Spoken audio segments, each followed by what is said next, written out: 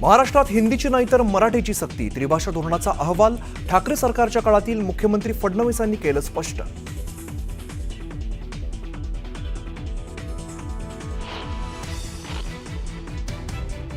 महानगरपालिकेच्या निवडणुका नसत्या तर कदाचित इतके वेगळ्या पद्धतीचे विरोध झाले नसते. त्रिभाषा धोरणाविरोधातील ठाकरे बंधूंच्या मोर्चावर मुख्यमंत्री फडणवीसांचा टोला.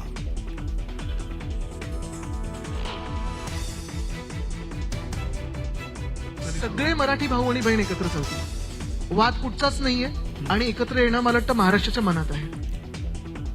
ठाकरे बंधू एकत्र येण्यावर ज्युनियर ठाकरेंचं सूचक विधान. महाराष्ट्राच्या मनात तेच होईल. न्यूज 18 लोकमतच्या समृद्ध महाराष्ट्र या विशेष कार्यक्रमात आदित्य ठाकरेंचं सूचक विधान.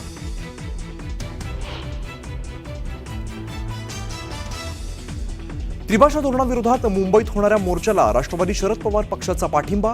खासदार सुप्रिया सुळेंची माहिती. पूर्ण ताकदीने पक्ष मोर्चात सहभागी होणार असल्याचं केलं स्पष्ट.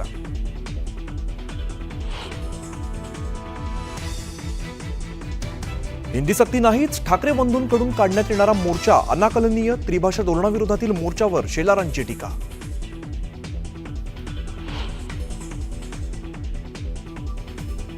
पाच जुलैच्या मोर्चाची मनसेकडून जय्यत तयारी. संदीप देशपांडेंकडून पत्रक वाटप. रेल्वे स्टेशन आणि लोकलमध्ये जाऊन मुंबईकरांना मोर्चात सहभागी होण्याचं आवाहन.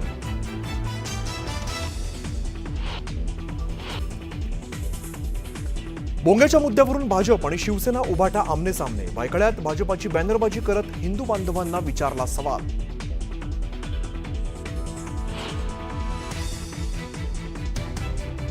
पुणे रेल्वे स्टेशन नामांतराच्या वादात संभाजी ब्रिगेडची उडी.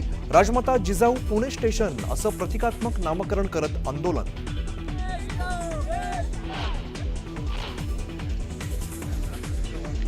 मुंबईतील आंदोलनाच्या पार्श्वभूमीवर अंतरवाली सराटीत उद्या मराठा समाजाची बैठक. तर मागण्या पूर्ण होईपर्यंत मुंबई सोडणार नसल्याचा जरांगेंचा इशारा.